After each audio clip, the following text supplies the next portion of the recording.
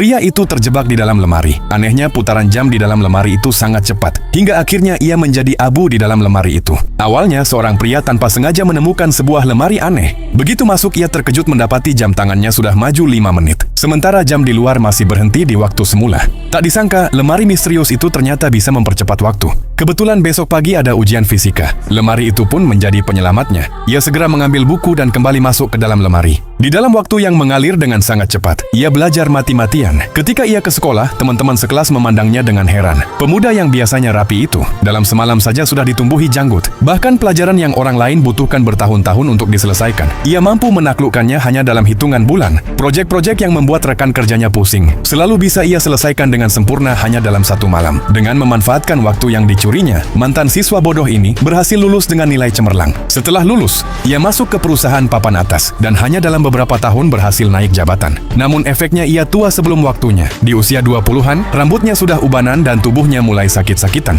Meski demikian, karena menghadapi persaingan kerja yang ketat, ia tetap tak bisa berhenti menggunakan lemari tersebut. Tak lama kemudian, tubuhnya benar-benar terkuras. Ia tidak hanya terkena stroke, tapi ia juga sering pingsan. Saat itulah ia akhirnya merasa takut. Ia pun menyimpan kunci lemari itu ke dalam sebuah kotak dan bersumpah tidak akan pernah membukanya lagi. Namun pesaingnya sangat berat. Tanpa tambahan waktu dari lemari, pekerjaannya menjadi sulit. Dengan terpaksa, ia kembali membuka lemari itu.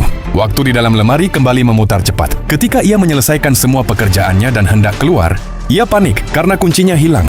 Ternyata kunci itu terjatuh di lantai luar. Ia pun memukul-mukul lemari berteriak dengan keras. Untungnya, sang anak kebetulan lewat di dekat situ.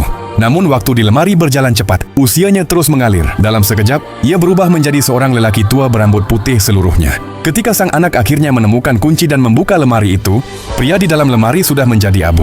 Yang sayang kedua orang tua. Like dan komen, aku sayang kedua orang tuaku.